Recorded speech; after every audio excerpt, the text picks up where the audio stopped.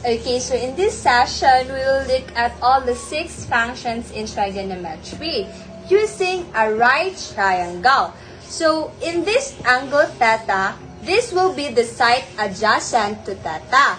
And this will be the side opposite to theta, and this is the hypotenuse. We learned the formula of the sine, cosine, and tangent functions using this right triangle. The code we use to remember the formula is SO katawa. SO tells us that sine theta equals opposite by hypotenuse.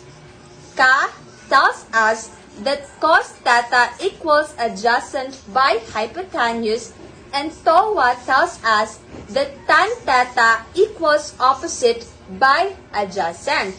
And apart from these 3 functions, there are 3 more functions we need to understand.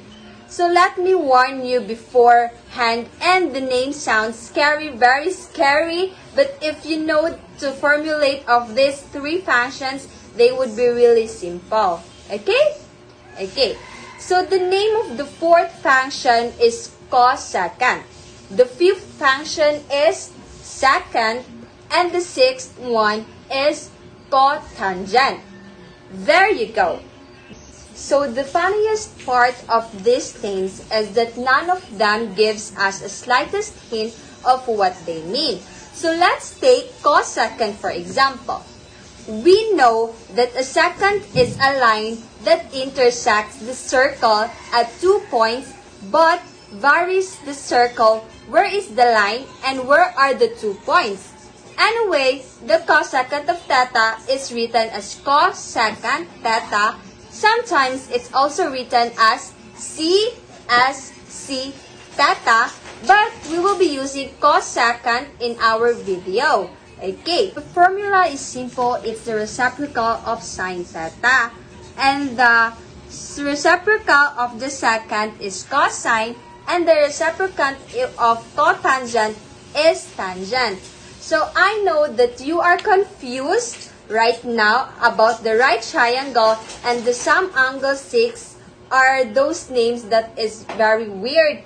And also, there is a random code.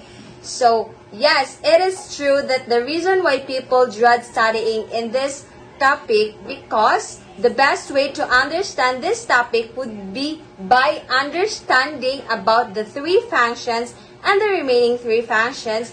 And just remember that the reciprocals of each of these functions respectively are cosecant reciprocal to sine, secant reciprocal to cosine, and cotangent reciprocal to tangent. Okay?